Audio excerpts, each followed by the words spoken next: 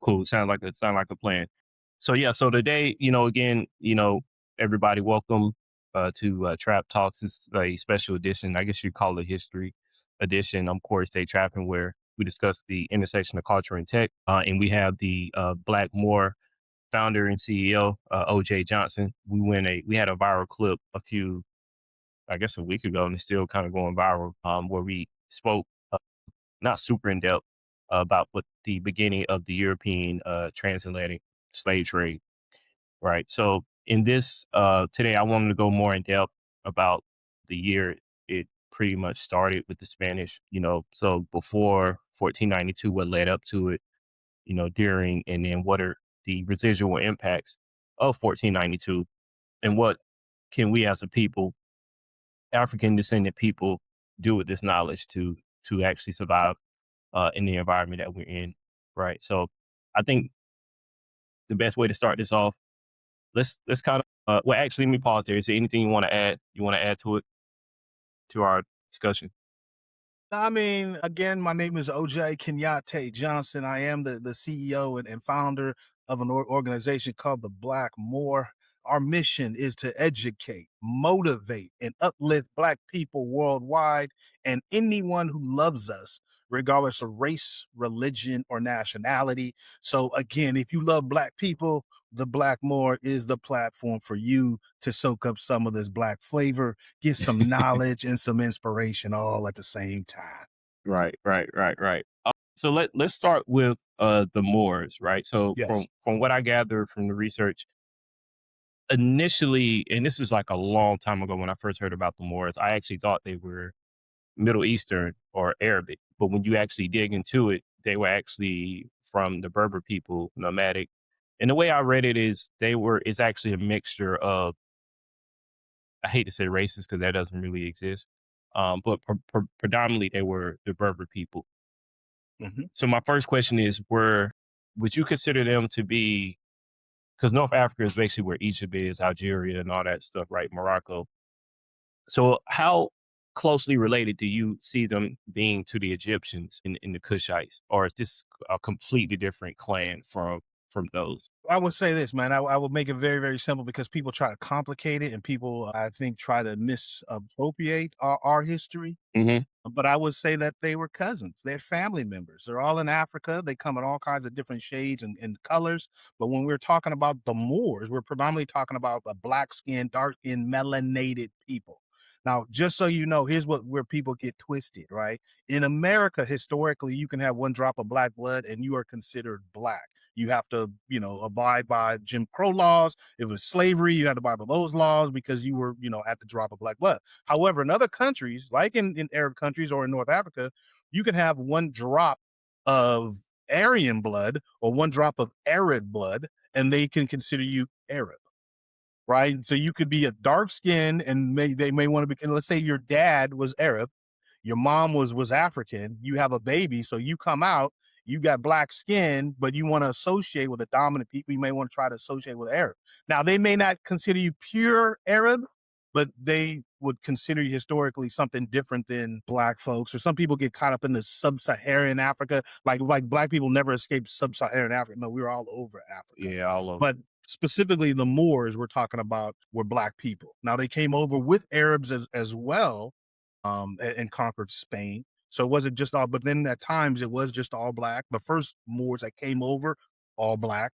When we talk about Tariq bin Zayed, them. Ibn Zayed, pure black, look like me, chocolate man.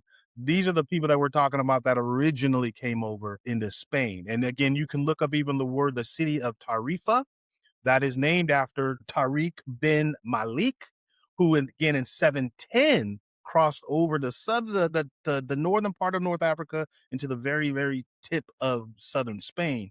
And that town was named after him, Tarifa. Now he came in there and he started kind of did a exploratory trip, and we get the term tariff, right? Meaning you can't come in and out of a certain port or whatever until you pay money. They had to pay the Moors. And so that was in 710. The next year is when Tariq came over and beat King Roderick of the Visigoths in 711. Again, black people. Now, one point I wanted to make sure that we talk about, because when we're talking about the race and we talk, because again, people want to steal your history, right? Just like they do with the Egyptians. They always want to tell you the Egyptians was white or Arab or all the contributions. They couldn't have been black people, it had been aliens. All that is BS. We talking real history here at the Black Moor. But I want to give you a quick a look. Oh, I left my book in the other room. Shakespeare knew about the Moors, right? One of my favorite Shakespearean play is Othello. I want Really? everybody to check out that play, Othello. That's on an homage to the Moors? Hey, can you pause this for a quick second? Yeah, yeah, yeah, yeah, yeah. Pause this. Hold on. I can't believe I don't have this book. Hold up. All right. Okay. I brought, I was in the other side of the room. Okay. Yeah, Hit yeah, record. yeah. Okay. So Shakespeare wrote this play in the 1600s, like 1604. Check out this book right here, right? Othello. One of my favorite Shakespeare. I had to read this in college. And it's called Othello. I think it's called like The Moor of Venice is like the full name, Yeah, I've right? heard of Othello, but I never even knew. Man, they've made a couple of remakes. They made a remake of it with I think I can't remember who was in the remake of it. It's called like you can see it on HBO and stuff. It's like Julia Stiles and I forgot that other brother's name that was in 8 Mile. I think that's him, the main black guy, his partner. I can't believe his name. Anyways, let me tell you though, real quickly. Shakespeare makes no point, and definitely writes about this and says that Othello was tawny, was dark skinned, right? But historically, when you've seen like Lawrence or Olivia play this in the, I don't know, what, 30s, 40s or whatever, it's usually played by white men into recent years. But Othello was a black man. Shakespeare knew about the Moors that were black. And this story is fantastic. It's about a black general who's a general in an Italian army. And he falls in love with the one of the leaders in the Italian political ranks. He falls in love with his daughter, who was like the prettiest white woman in Italy. And he secretly leaves and marries her. And then the haters come after him. And this is why you always got to be careful of your friends and the people you surround you with, because some of these people in his ranks that were men under him that say they love him, they was secretly hating, and they hated that he had to find his white woman, and they started plotting to get against him and to make him feel like she was cheating, all this kind of stuff. And let me tell you, and Othello bought it hook, line, and sinker. He believed everything they said, and I'm not going to tell you the end of the book, but he goes crazy. It's a Shakespearean tragedy because he goes crazy believing the lies that his buddies had told him, but they were secretly racist and just hated that this black man had this white woman. I'm Mm, gonna just leave it there. But Shakespeare knew about that and knew about the Moors in 1604. You can look that up. That's a mhm, fact. mhm. So when we talk about North Africa, right, was around this time, you said 7-11 was when the Moors went. How was the environment in North Africa? Was it still, because I know when the Egyptians were around, it was more plush, more vegetation. Around when the Moors, was it that type of terrain? Like I'm trying to figure out what drove them to want to go to Spain, cross the water to go over. Documents in, decisions out. Go to doculingo.com/trap talks 2040 to get your 14-day free trial. And don't forget to sign up for our Patreon page. We out.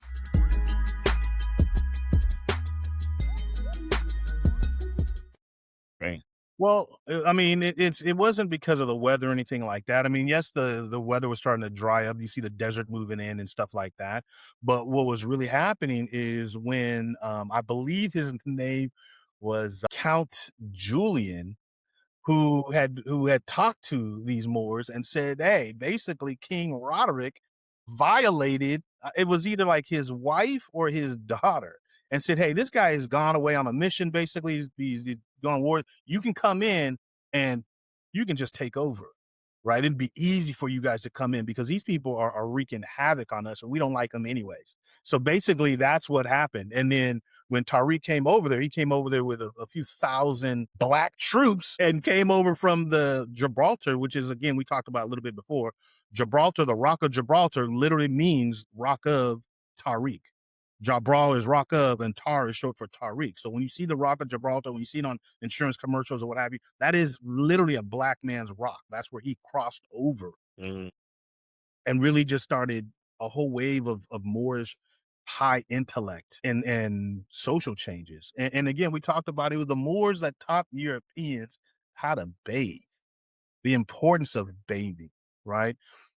I only mention this kind of stuff because I grew up and I just had somebody saying this to me online that, hey, black people that never had any history, never had any culture, never, if it wasn't for white people and slavery, we had to come over and save you guys. And my thing was, you don't know your own history, right? Black people have saved Europe at least twice. More we can really even talk about, but at least two times that even white European historians acknowledge, right? Which is once when Greece and when Europe decided to wake up out of its darkness and join the rest of the world in society. The rest of the world was already old, right? Africa and Asia was already old. So when the Greeks, before they even had anything called Greek philosophy, when they woke up, they came to Africa to learn as students. Again, that's crucial. You got to know the Greeks came over as students. You can look at the leading historian Herodotus, who they even call today the father of history.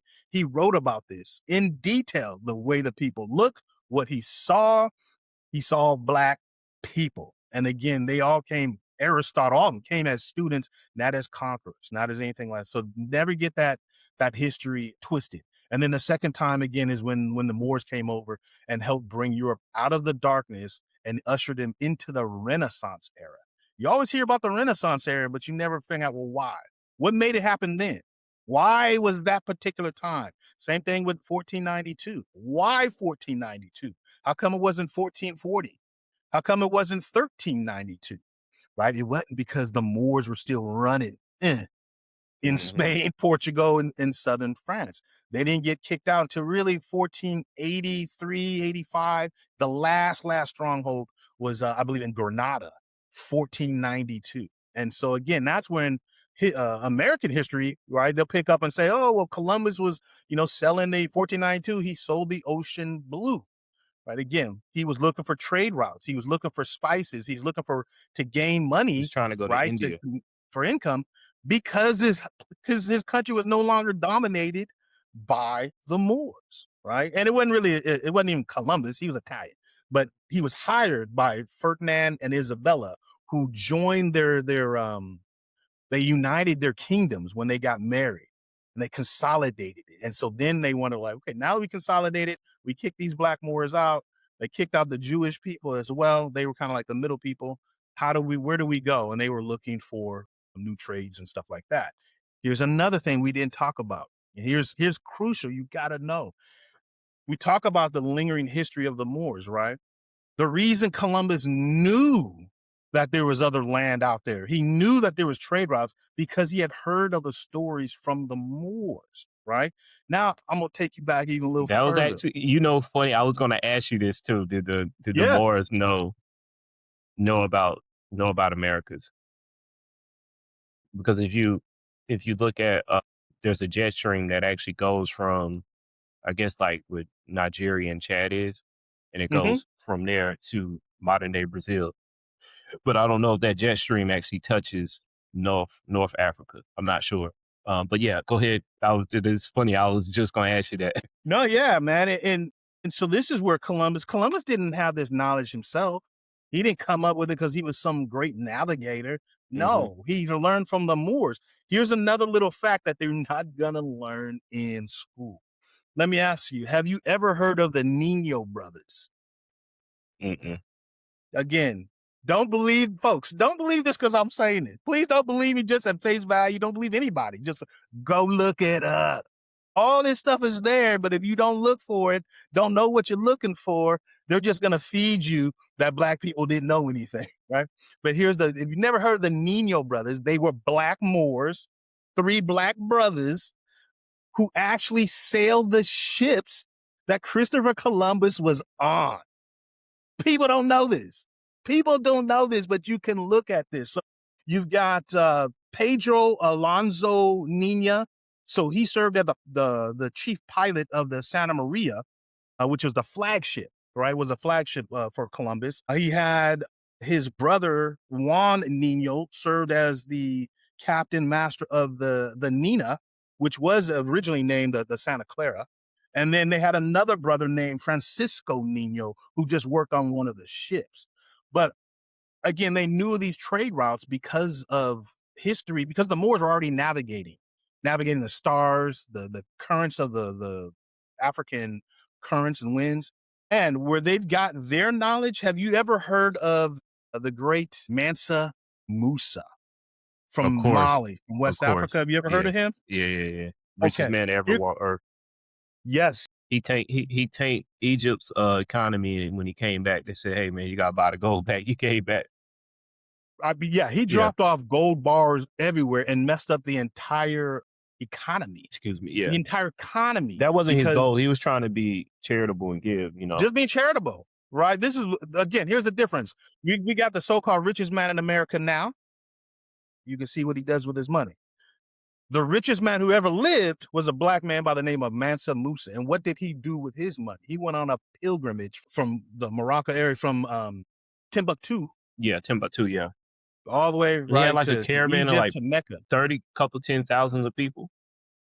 Yeah, man, I Yeah. had in notes here. Thousands of people. Yeah, it He was went with yeah, him, because and then elephants and stuff like that, yeah, because packed with. it wasn't like you was gonna roll up on him. Like he had a entourage Think of isn't it. You even a got to good think of it word. as like a religious expedition, Okay. right? He went there, man, because he was just spreading love. That's what man said. He didn't go to capture nobody. He didn't enslave nobody. He was bringing gold. He was bringing food. He was bringing incense and clothing, and just randomly gave them out to people. That's what he did with his money. But here's the thing, and this is why I bring Mansa Musa up. You know the history of Mansa Musa, and again, you can look this up. Mansa Musa came to throne because his brother, who Brother. was at the lone hand, Yeah. Abu Karhi II, right? He goes by a couple of different names. We call him Abu Karhi the second. He actually was ruling Mali and said, you know what? I'm gonna give my throne to my brother. I want to go travel. I know that there's other routes and other lands out here from the west, and I'm gonna sail. And he sailed with like thousands of ships and people with him to the Americas and never came back. Right. This is the history. You'll show that and Mhm. even Mansa Musa wrote this, that his brother never came back. Then when you look at the evidence on the American side, then you start seeing evidence of black people here before Columbus ever showed up, Yeah. before the Olmec. This is in the 1300s, y'all. So again, 150 so odd years before Columbus is when Barkey the second was the one who came over and sailed. And so that knowledge has already been there from the 1300s. And And then one of the ships came back and said that there was like a bad storm and they got scared or whatever and they came back. And the person that came back said that we don't know where everybody else, we don't know if they survived or not. But they or what later, happened? we don't know Yeah. what happened, but it was later found there's a particular spear that's used in Western Africa at that time, and it was like a blend of different metals, and they found it they found those arrows. Gold tipped. Yep, gold tip. Yep, Gold they tipped. found them in the Caribbean. They found them. I don't know if they found them in Brazil, but probably so. But they definitely found them in the Caribbean. So that Yes. corroborated, like, hey, these Africans were here beforehand. Listen, and you can go and read Christopher Columbus's own diary. In his own diary, he says, I found these people, basically these black people, these dark skinned people. They had gold in their nose. They had spear tips with gold. And I asked them, where did they get it from? And they told him, we got it from the black people that show up from the southeast, who sail once in a while, come back. Now, again, in history, the reason why we don't really make that date, and I asked a history teacher this one time, how come we don't ever celebrate those days or what have you? The reason is because there was no big change or what they call a watershed mark in history at that point. Because here's the thing, when black people come over, we typically don't come over and try to dominate another people. We typically also include and let everybody come on to the barbecue, so to say, right? As long as you got a good heart or whatever, we trust to ease them. So again, when we came over to the Americas, we weren't trying to dominate anybody. We came over, we traded. Those who stayed amalgamated with the indigenous people there and just kept it moving. When Europeans come over, they want to dominate, they want to enslave, they want to take, they have this manifest destiny attitude. Even before that was coined a term, Right. manifest destiny, the attitude was already there. That hey, wherever we can see is the white man's land. We taking over everything. We're gonna enslave everybody. We taking everybody. That's a European thing, man. Historically, Hmm. Hmm. don't let me ramble. Yeah. So you were saying that Mansa Musa's people or descendants actually taught the Moors those trade. Yeah. Well, I believe that that whole thing is because they are who the Moors are. Right? That whole, eventually, because it's all Mali, Songhai, the West African, and then in the north, you have particularly the Berbers, what have you. You have, here's two, definitely check this out. These two names, if you want to talk about two of the baddest Moors to ever live in history, again, mixed race people, but again, brown, black people. If they lived in America, they'd be just black. Yusuf the First was a sultan in Africa and conqueror of champions of Christian. So this is when Muslims and Christians were fighting before even the Crusades. But look his name up, and then Yaqub al-Mansur. He was one of the greatest Moor rulers to ever live, and he kicked everybody's and didn't lose battles of what have you. And you can look this information up. Go check this out in the world's great men of color.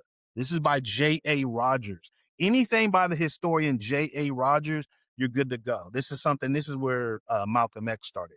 When you read his book, you read the autobiography, he mentions these books and J.A. Rogers specifically. That's what got me kind of on my timeline with learning that kind of stuff.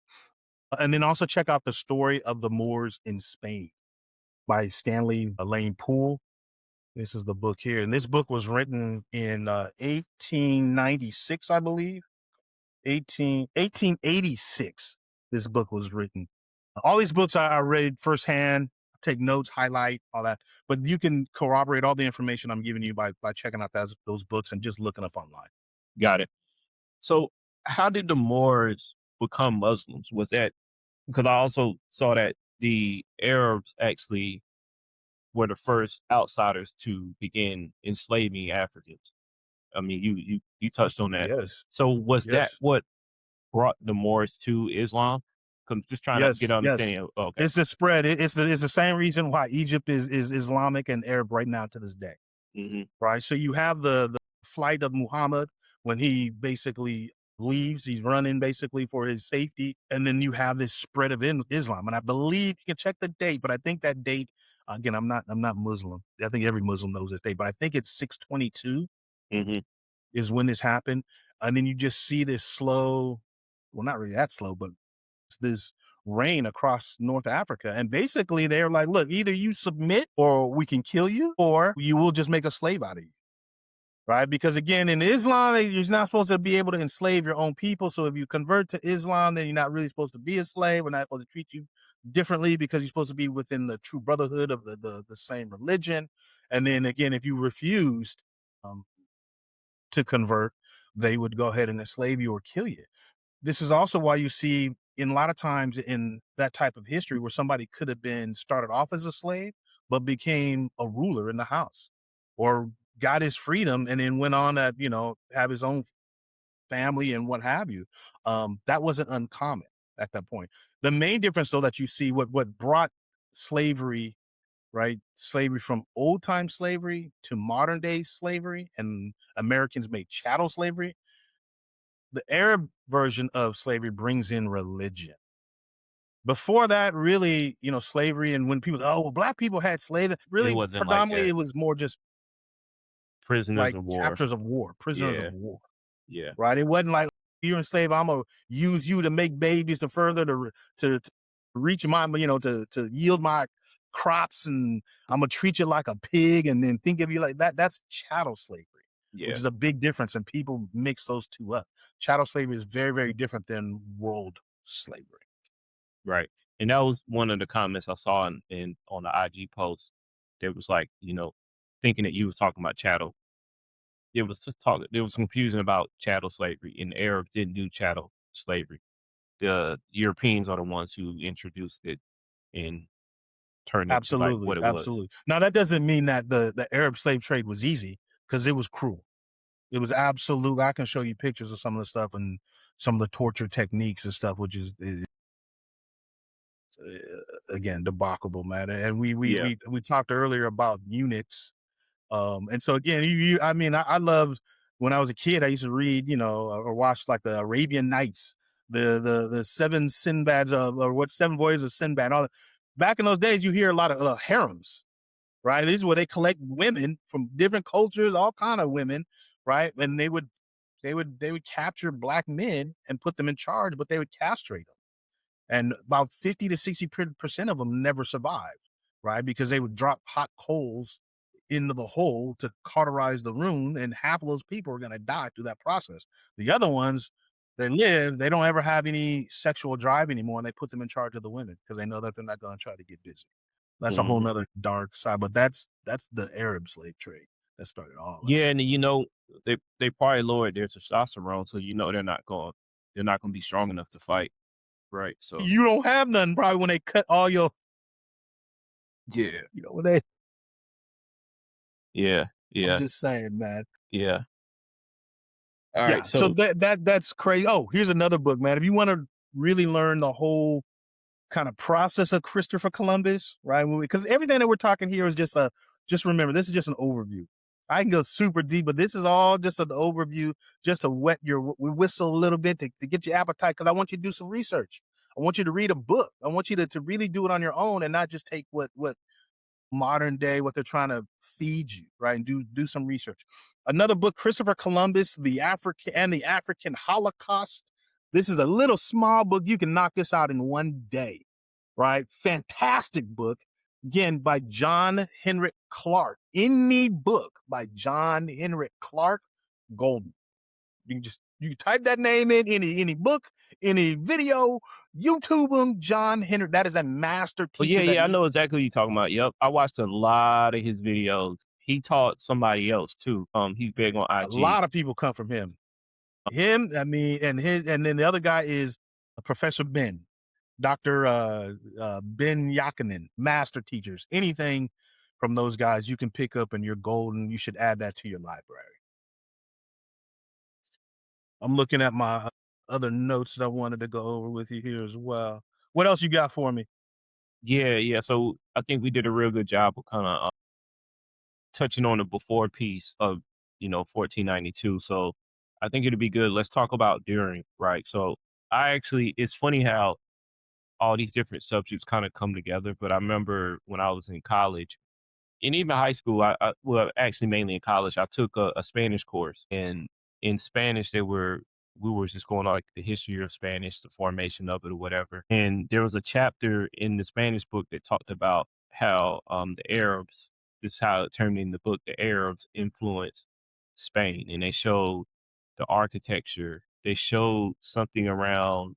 They would draw art, but the art was very mathematical. So it was like you're looking at visual representations of like a map. Yes, I can't yes. remember which.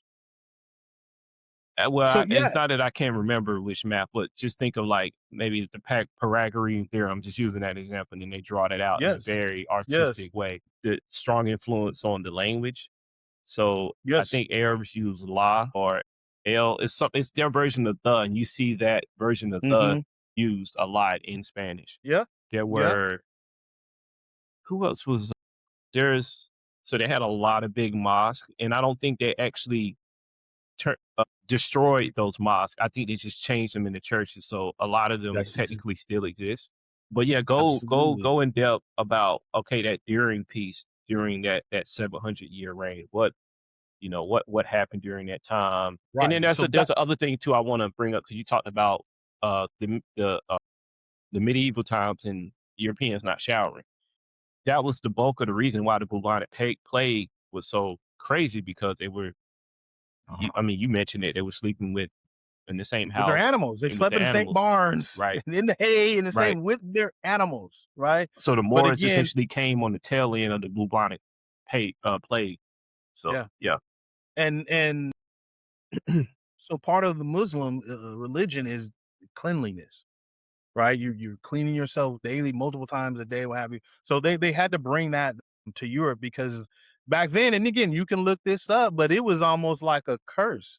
Like you're talking about people who thought, we bathe maybe once a year, right? That's why in Europe, perfume was so big. They used to just spray perfume over the funk. I think that was going to be it. But it was the Moors People that still do that to this day. right. Right? But the Moors taught him proper hygiene. You also got the Moors brought algebra, geometry, astronomy, navigation, medicine, geography, engineering. We're talking about they literally created waterways, water ducts, lifted the water. They had tools. This is in the 70s, 18, 1900s, right? Where they had water wheels to pick water up from one level 2, 3 stories up in the air and then have it delivered to other places in Spain, right? They had paved walkways in like cities of like Cordoba and Granada when no European cities had lights. Right? We're talking fully pathway light street lights, right? Mhm. In medieval times. We're talking um the language, the technology, right? Those mosques that you're talking about, you're 1,000% correct. Once the Moors got kicked out, they just converted those into Christian churches. And you can still go to this day in some of those so-called Christian churches. People don't ever know that they were actually built by the Moors and all that history that came. First universities in Europe. Right, Europe didn't have universities. Moors did. There was already hundreds of universities in Africa, in West Africa at that time. And Yeah. when you look at Europe at the same time, they didn't have those type of universities and stuff like that there. So all of this is the enlightenment that the Moors and Moorish Empire brought to Europe. So and then you can look all this up, man. It's documented. It's all documented. Um, yeah, I'm looking at the Yep, all that running water, waterways, the country yards, agriculture, brought food, right? Sugarcane, oranges, lemons, cotton, spinach, eggplants. Yeah, invented the water wheel, poetry, philosophy, music, art, intellectual debate, helped to really educate later on the philosophies of like Aristotle, Plato, classical learning. Those were actually all of that stuff got converted, like Plato, Aristotle, all of those teachings were converted the language wise and then spread out to more of Europe as well. Came through North Africa, through the Moors, right? Through all that intellect. So you have a wide spread of that. And then what happens is when they come over then to Americas, right? Most people don't know this, but they've never taught this. But even the first Spanish that came over that were exploring the West, people don't know that they had black people with them. Look up the Mm. name Little Stephen or Escalanido, right? This guy, he's with one of, I don't know, was where my nose was, if it was with Bartholomew, all these early European explorers that they give all these great names for and what have you that opened up the Americas, they had black men with them that were doing the exploring. There's a black man by the name of York who was with another one during the early explorers. All of this stuff, man, people don't know, but it's there for you to go ahead and look. Juan Guerrero from 1480 to 1555. We've got Africans with Balboa. It was Vasco Nunez Balboa. There was Africans with him. Escabanico again, or they call him Little Stephen. This is all these people who are exploring the so-called new world. But again, they make the black people do the hard work, and then they come in and take the credit. You know what I mean? It's like the first guy that went to the North Pole. It was a black man by the last name of I think it was Henderson or Hudson or Henderson, Yeah. who was the first one there. That's, gosh, she's a famous actress. That's actress. That's Yes, her yes, Taraji P. Henson or great Taraji P. What's the last name? Taraji P. It's Henson. I think it's Henson. It's I her think it's her great like double. great great grandfather. Yeah, yeah. But then you got the white guy that got all the credit for it. Right. But then from there, what I was going to say is if you want to also then break down, okay, so then we have the slavery that came into the New World, right? Because when Columbus came over, first thing he did was enslave people. First thing he did, first trip. And every trip subsequently out of that, he was trying to bring back slaves, right?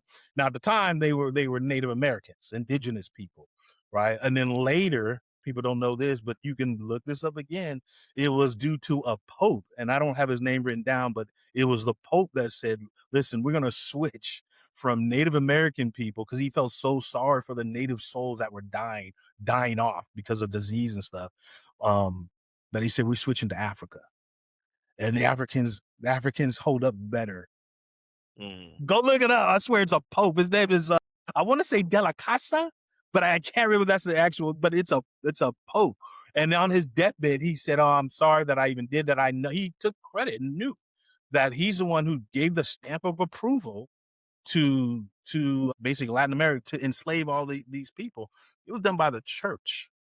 mhm. People don't know that, man. Catholic Church, It's yeah. but it's all documented. You can look at all that up. Oh, and then what I was gonna say is check out a couple of books. This one is a fantastic book. This is written by Eric Williams, who was the prime minister of, I believe, was Tobago, I believe. But he was Prime Minister Eric Williams. Capitalism and Slavery is a fantastic book, classic that you need to read. And then this one I read when I was in Jamaica for 2 weeks, hanging out with real old school Rastafarians. I'll tell you about that whole trip. And the Maroons, with the whole history on the Maroons. These are black people that freed And themselves they're from. Nigerian, the Maroons are Nigerian. Yes, yes, the Yeah. Maroons, and there's a town called Maroon Town in Jamaica in the Cockpick Mountains that you can go to. I was out there. Mm, I would just say I was hanging out with them, soaking up some history, taking pictures, and I was reading this book, From Columbus to Castro: The History of the Caribbean. This book is fantastic. This is another book by Eric Williams.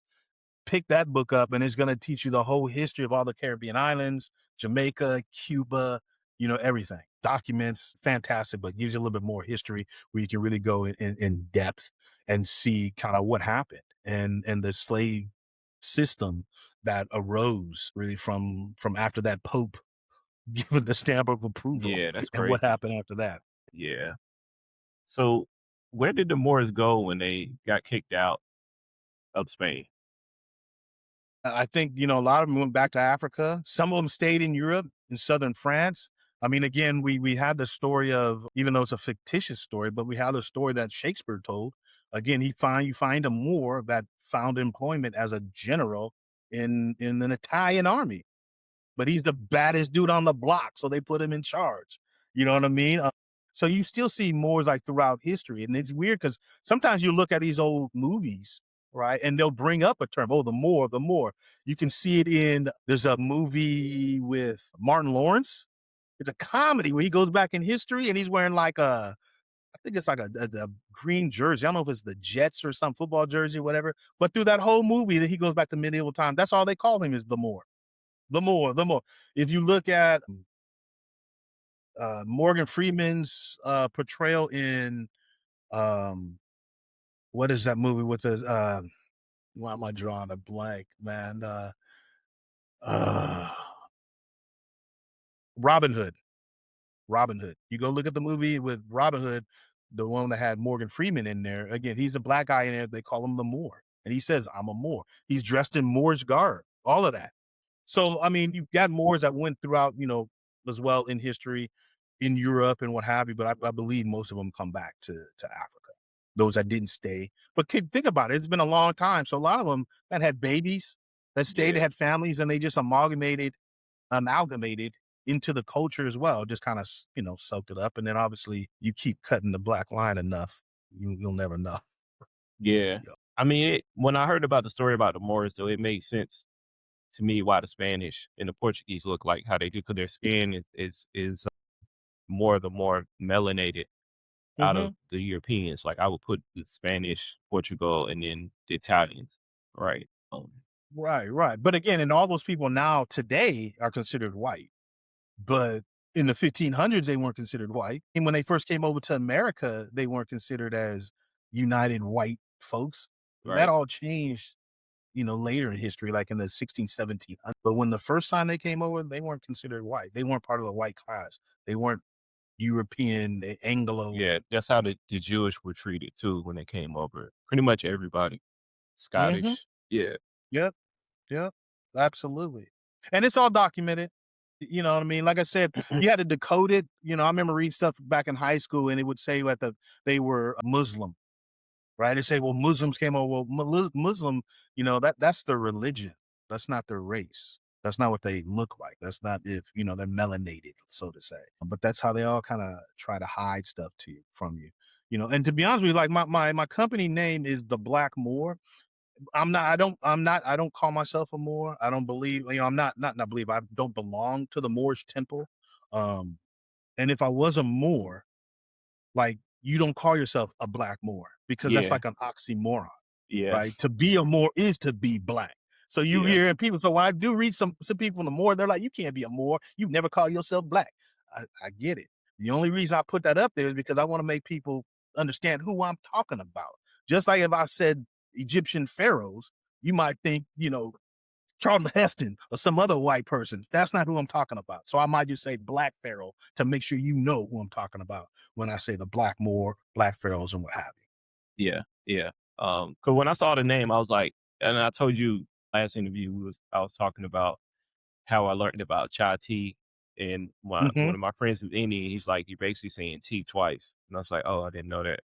Yes. So yeah, so it's like similar thing, but I understand why you did it because people who don't know, then it catches them off the rip. They're going to catch, but as they go through their learning, they're like, oh, you don't have to say black more. It's the Right. more, you know. Right. But I Yeah, want them to go look it up. Most people don't even know who the Moors are. I've never even heard of the term, the Moors. They have no clue. I'm like, go look it up, man. It was almost 800 years of Moorish domination in Europe, right? And it's there. But you still got people that said black people never achieved anything. Black people was never educated. We never had any higher learning until somebody white had to teach us.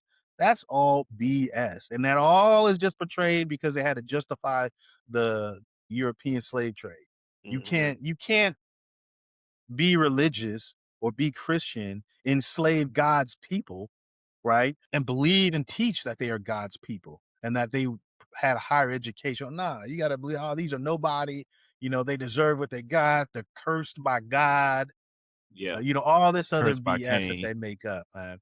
It's all cursed by Cain. I've heard that before too. cursed by, yeah, yeah, Yeah, yeah. The Hannibal. I mean, not Hannibal. It was Ham, yeah. right? The curse of Ham, because Ham supposedly saw his father Noah drunk on the ark, drunk as hell off wine, and his brothers and everybody looked away and covered his butt naked butt up, right? But Ham was actually looked at him.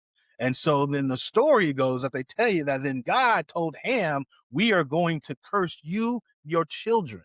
And so all of your offspring and your children that go on from there in your lineage will be slaves to everybody else in the world. That's the story that they try to hit us with. Again, that's all BS though. Yeah, kind of crazy. Really crazy. Yeah, To me, it's really crazy. But yeah, that's why you got to know your history. yeah, I had to learn all this stuff, man, because again, I didn't know. I knew the stuff that I was being told wasn't true, but I wasn't old enough and didn't have the intellect to argue this stuff.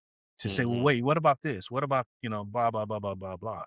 Um, I just didn't have the intellect, but that's what put me on my drive to look, I'm gonna gain this knowledge. I'm gonna keep learning. And that's why, man, what we're doing today is like a blessing to me. I told my wife the other day, listen, if I wake up and the day I die, I hope I wake up and inspire somebody. I teach some history to somebody. I wake you up to the true history of what's going on. And then I can go ahead and go die and be with my maker. I'll be happy. I want to do that every single day of my life. Look, and yeah, let me just say this for you and anybody else that may be watching this, right? My goal for the Blackmore is I want you to be able to come to my platform and be inspired 24 hours a day. I don't care what time zone you are in. I don't care where you live. I don't care if it's in Africa, America, if it's in Asia somewhere. I want you to be able to come in, soak up some black flavor, right? Be inspired and also get some true history 24 hours a day. That is my goal. I want to work with creators, anybody who's willing to educate, motivate, and uplift Black people and everyone around the world and people who love us. Come on in. I want to work with everybody, right? 24 hours a day, 7 days a week. Let's get a hub going. Let's get a whole movement going to kind of, we got to battle this rise of white supremacy that's coming back that we see, man. It's going to take all of us, black, white, orange, yellow, green, purple. It's going to take everybody. Question about that. Do you think that white supremacy was really ever dormant? Or do you think it's just basically now it's just they No, feel I emboldened? think, I don't know about dormant, but it was at a point where, if you were racist, you didn't want to come out in public. You weren't comfortable coming out in public being a racist. Could be, oh, you're racist. We were trying at a point, trying to move away from racism, trying to move together, right? But all this is again what I call the Obama backlash. Once Yeah, Trump comes in, right, then he wants to just change all this, and he makes it comfortable for these white supremacists to come in. He makes it. I mean, they had a playbook, Project 2025. Right? They tried to deny that they were going to do the stuff in it, but they did every single thing in that playbook. Right? They gutted the education system, literally made it illegal, took down any comments about the Tuskegee Airmen yeah, the advertisements for the Air Force. Now this is black excellence on top of black excellence. No DEI, no nobody who had to lower their standards or anything like that. And you don't even want to include it. You want to make it illegal to even talk about race or black people or anything in the history books, the military, or anywhere. Man, this is yeah, just a whole backlash, man. It drives me crazy. yeah, yeah. Horrible, but Or we got to get out of it though. But yeah, we see it. I mean, it's like you see all the Klansmen now, they don't have to wear hoods. Right? You know it's bad when you can have, thousands. Let me repeat this.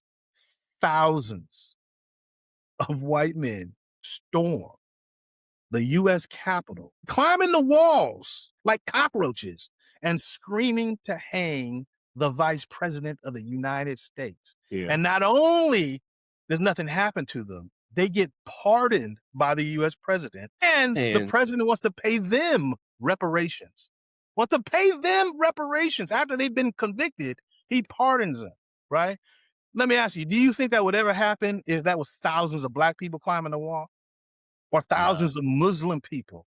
Imagine, and again, I don't know all the names and terms for the Muslim clothing, but imagine, you know, full Muslim long clothing, yeah. climbing the walls, yelling, "Hang the vice president." What do you think the outcome would be? Would it be the same? And do you think those people would get a pardon? And It would have come been a on, bloodbath. absolutely, Yeah. And absolutely. I saw a video, it was a security guard, I think he used to work for the White House, and he said that every time Farrakhan came, he said the level of security they had in anticipation of something was gonna happen. Hmm. He said he had never seen that before. And it's like, that's a suicide mission. Like, why would you go to the White House to try to kill the president? Like, so Farrakhan would never anybody in their right mind wouldn't do that And per se. Farrakhan never did that. Yeah, Farrakhan never, you don't see him provoking violence against anybody. You hear him yeah, talking the truth yeah, unapologetically, right? But you don't have him saying, "Let's create a riot and let's go take something over." Or, you know what I mean? That never happens. And the fruit of Islam is too organized. Them brothers, they move in unison, yeah, in unison, boy. So yeah, none of that discord and wild craziness or anything like that even allowed from the yeah, fruit of Islam. yeah. All right. So, okay. So the Moors, we got 1492, Coming right? on, we got So, the discover the new world, hmm right? so, all right. So with this information, right, we know about the Moors. We know about what obviously Christopher Columbus did coming over to the Americas. It's almost like me and you are a direct product. So that what what do we do with this information to actually help us thrive in the future? That's a good question, man. I think each one teach one. I think we've gotta talk about it. We gotta spread the knowledge, right? To me, and honestly, I love to talk about this knowledge because I think so many black people think less of themselves. Yeah. and have been brainwashed into thinking that we don't come from a great people. We never had anything great, and it's not really us. I also think that a lot of black people have been brainwashed into thinking that we need to speak a certain way, or to be black, you got to be ghetto, you got to be ratchet, you got to be what have you, and that's what black is. Nah, I mean, that's what maybe the media tells you, and that's what mainstream will feed to us. But like the old Carter G. Woodson in the book, The Miseducation of the Negro. We need to get back to re-educating ourselves, our kids, but then also the world in general, because this information everybody should know. Like, I Mm. don't care what race you are, what nationality. This is everybody needs to know this information that we're talking about right now. Right, right. And I know for me, like the more and more like African history that I learn, it to me it's just very empowering, right? That like even I did my genealogy, and I learned that my Y chromosome came from Egypt. Oh wow. Wrong. What was that? Gosh, Ramses the third. I think it's like a distant. Ramses the third is a distant cousin of mine, and we have the same father or whatever. So Really?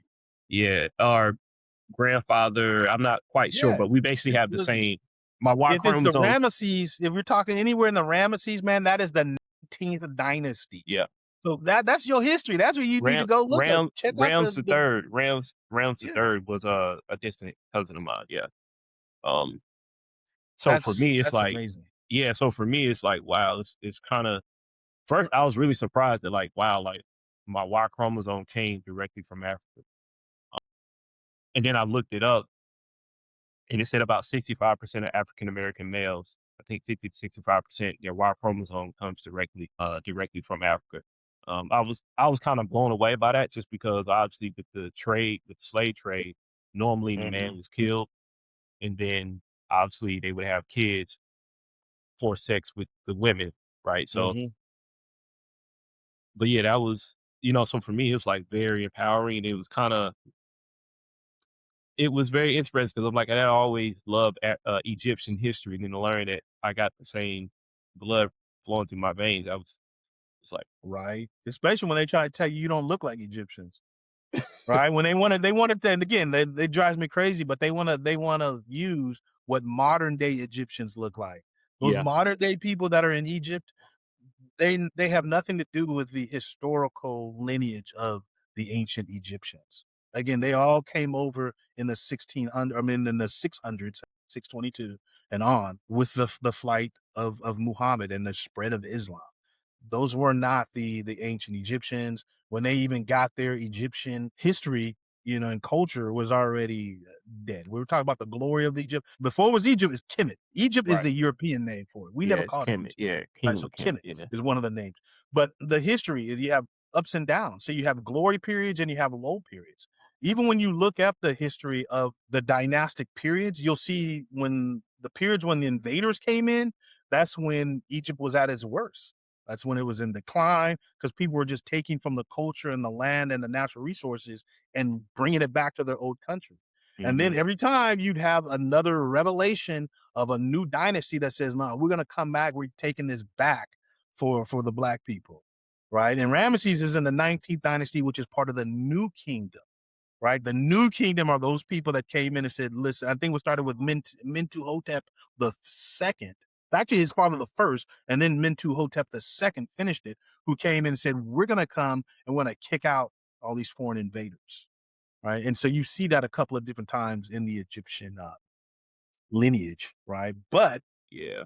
quick, I know we're talking about the Moors, but quick thing about Egypt.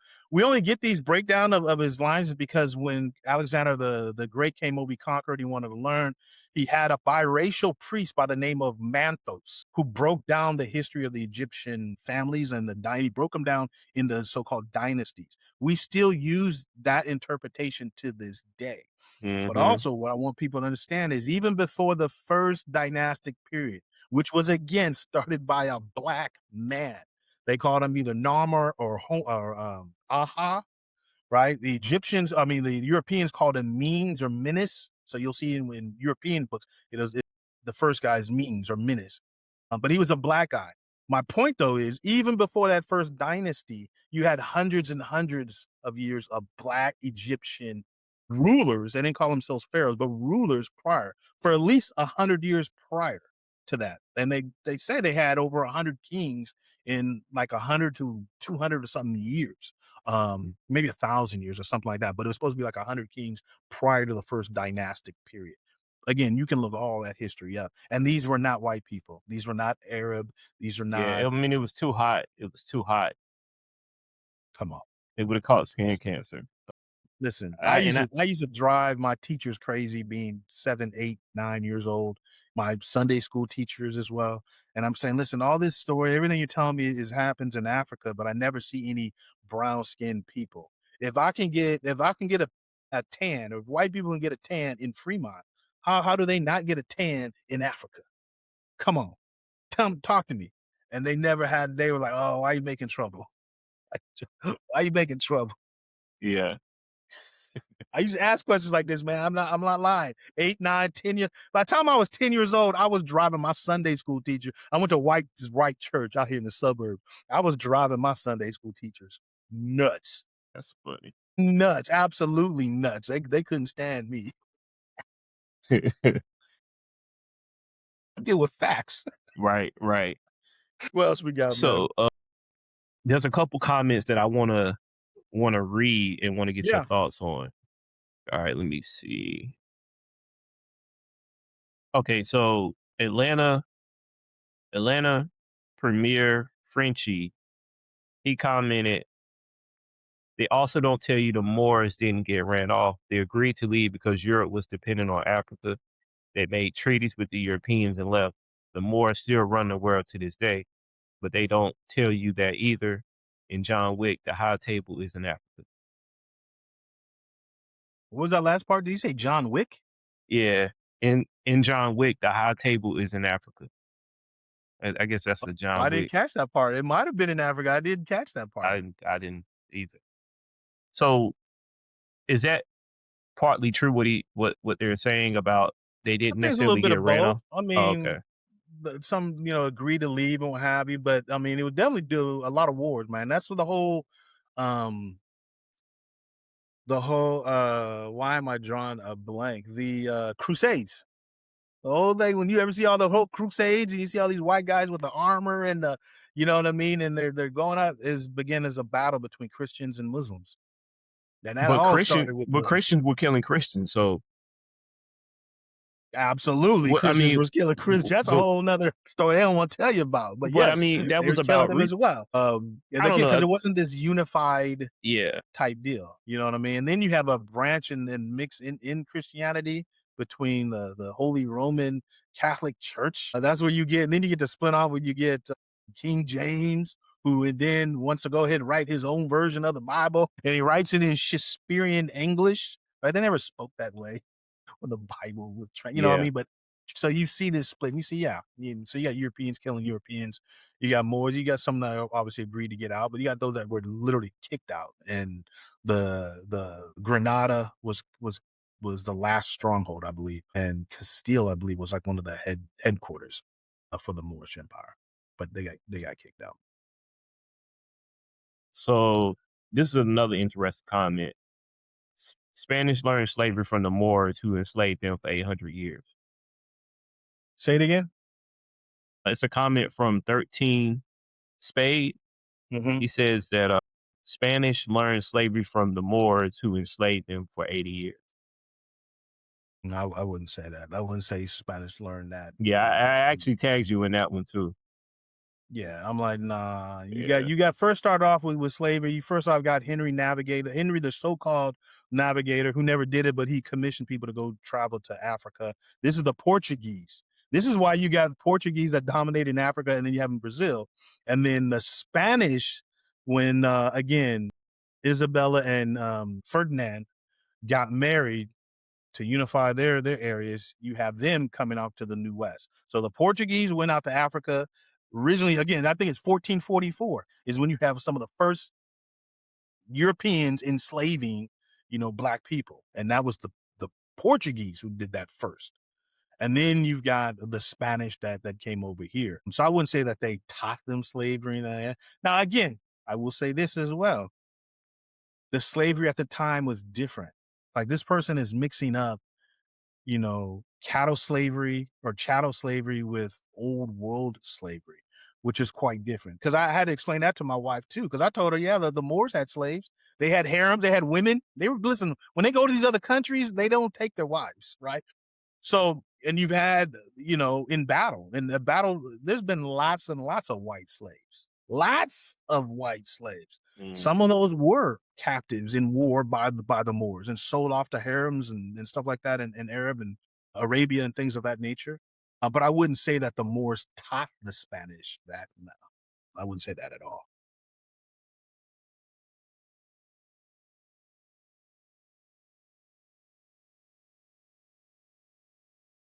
Yeah, those about the only ones. There was a few comments where I was like, "Yeah, I would delete it," but it wasn't. You could tell it was some misinformation a little bit, so I didn't really delete it. Glad I But didn't have that's okay. anybody Sometimes you got crazy to on it. read the misinformation because it's so prevalent that's out there, and then that Mhm. gives us like, look, let's deal with it. Right? Let's deal with it. That's the same again, you get the same argument from people. Why are you complaining? Black people sold slaves, black people had slavery, or black people helped with the slave trade. Again, we can talk all about that, but it wasn't the chattel slave you're talking about. Those black people in Africa who sold the slaves, they had no clue of what was ahead. They thought Ahead. just like, hey, I got some captive warriors or some people I captured from another tribe, another people, we're gonna give them to you guys, and then you give us guns, weapons, or what have you. But they didn't know that it was gonna be this chattel slavery type situation.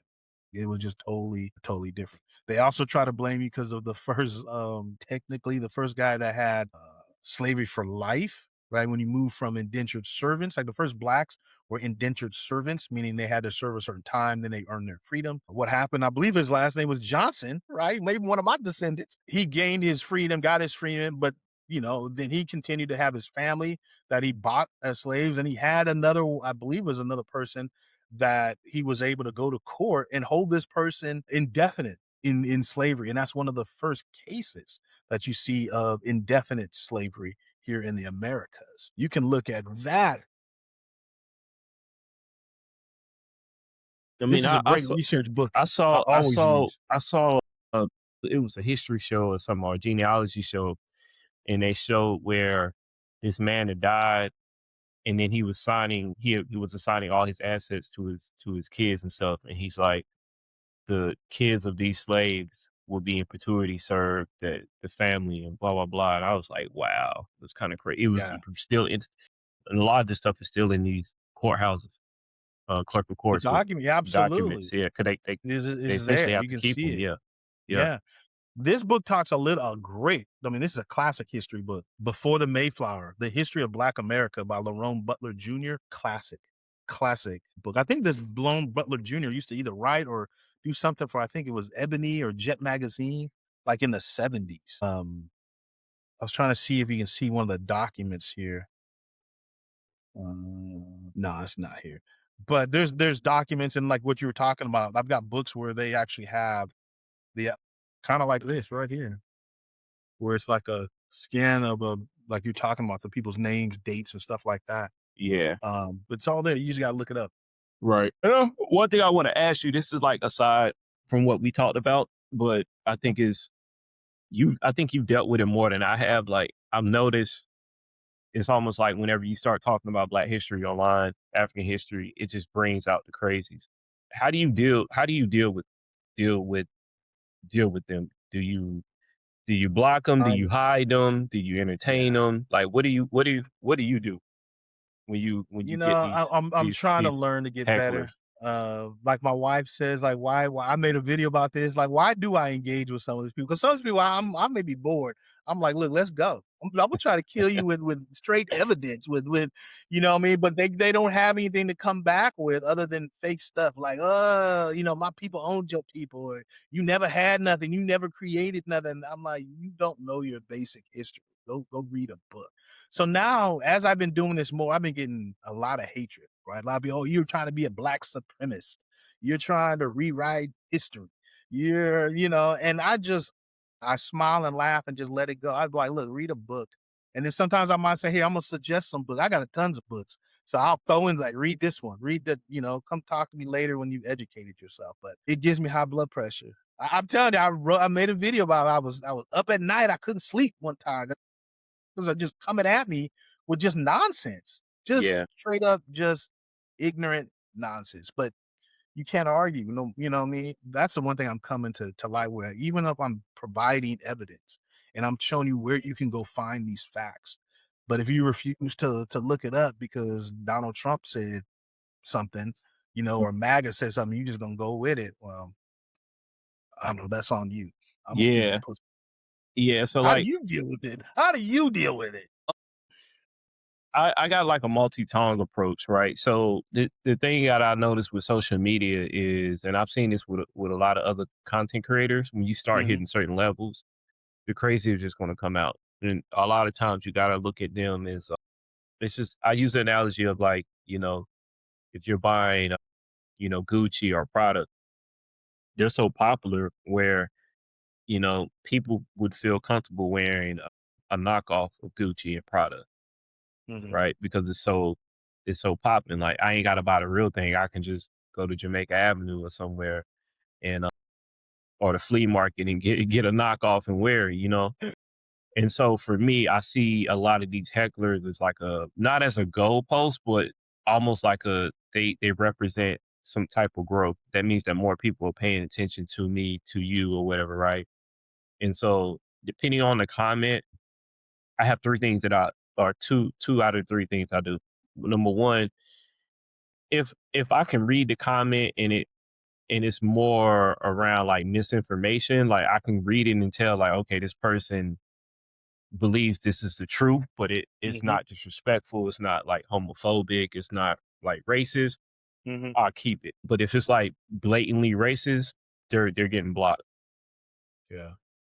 But if it's like, and then there's some people that are like kind of in the middle where it's like you can tell this person clear. Like somebody talked about one of our videos about the Tuskegee Airmen, and the guy replied was like they were doing their job. Oh, I hid that comment. Now I didn't block because it wasn't like blatant racism, but I could look at it and tell like, okay, if that was a white person, you wouldn't have said that. You would have been like, good job, Billy, go America, right? Right. Right. And so I didn't block that person because it wasn't like blatantly racist, but I'm like, the undertone sounds very racist. Like how you have a perfect score when you're saying, oh, you're just doing your job. That's not that's beyond your job title.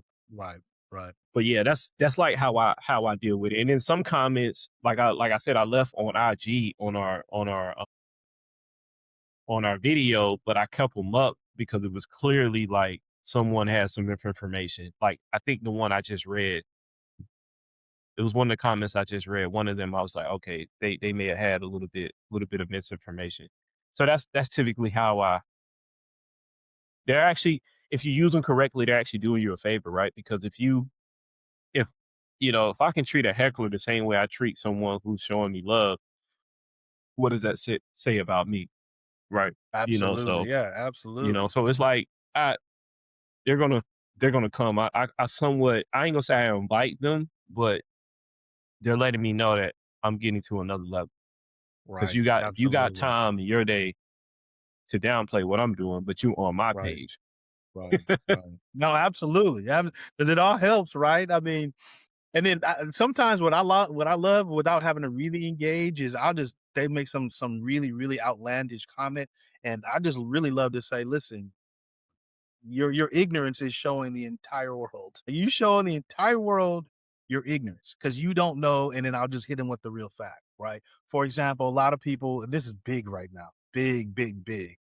I see this every day where some uneducated fool will come in and say, I think we talked about this earlier. Well, the Democrats was the ones who was pro-slavery, and the Republicans was the one that Lincoln was Republican and it freed the slaves, right? The Democrat is the ones that started the Ku Klux Klan.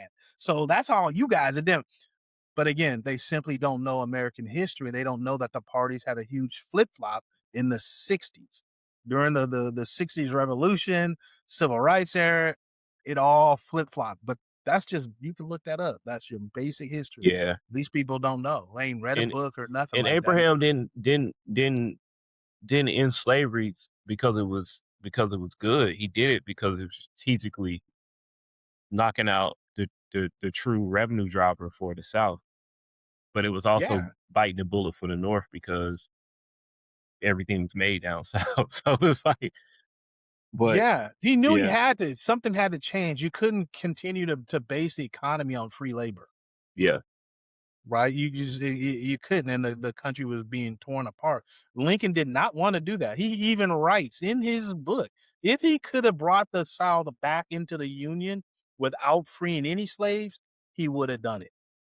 It wasn't like he had this great thing in his heart that was like all people are equal and black people are equal and by God that they deserve it. No, no, no, no. He never believed that. If you want to hear a white man that believe that kind of stuff, you gotta go learn John Brown. Go look up the history of John Brown, a real brother, a real ally. It wasn't Lincoln. Don't yeah. get me started. Maybe that's another video for another day. We got to see how this Maybe one we could gonna do do. that. I got John Brown book too.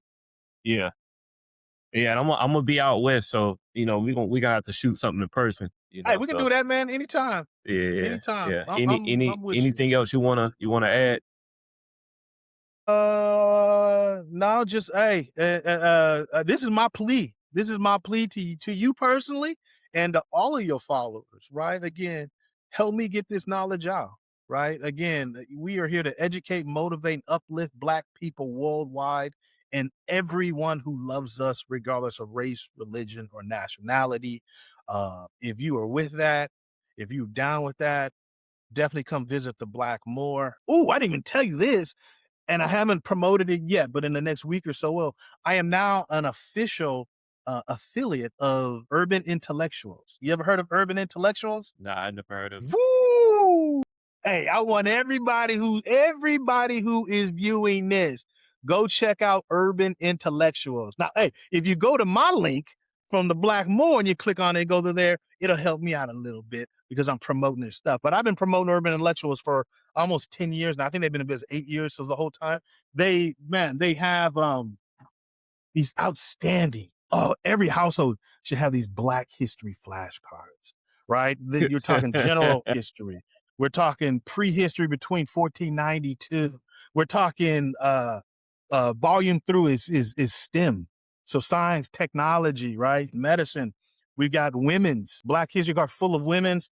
We've got Afro, Latino, and Caribbean. All these Black, they've got books out. They've got classes that you can take. There's a current book that you'll be seeing me do some tapes on soon called 50 Lies They Try to Tell You. I can't remember the exact name. I've got it over here somewhere.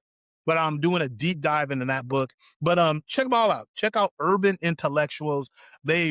Me and Urban Intellectuals on the same wavelength. You'll Yeah, learn about the Moors. You'll learn about these adventurers. You'll learn about. I mean, look at this right here. This is Latino one. If you see this guy right here, if you don't know, most people don't know who that is. yeah, yeah. That He Black man. Mexico. He was the first Black Yes, president the of Mexico. second He ended president slavery. of Mexico, Vicente Guerrero, also the man who outlawed slavery in His Mexico. It's mom, because I of think, him. was a slave, right? Huh? His I think his mom was a slave. I think his mom or somebody, yes, Yeah, was, right? yeah. Vicente Guerrero. You can learn all this kind of stuff in these flashcards from Urban Intellectuals, but click on it from my link. Provide me the link, and I'm gonna send you this video so you can put it on your channel too. Okay. Yeah, because I just don't want to. I'm getting a lot of attention, and you need to get some for yours too. Let's go, baby. Let's I go. Let's gotta. go. I'm I was pleasantly surprised. Like that's the most view video I ever put out online.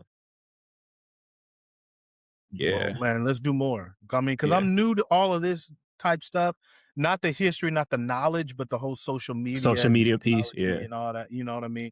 yeah, But I am trying to make a push this summer.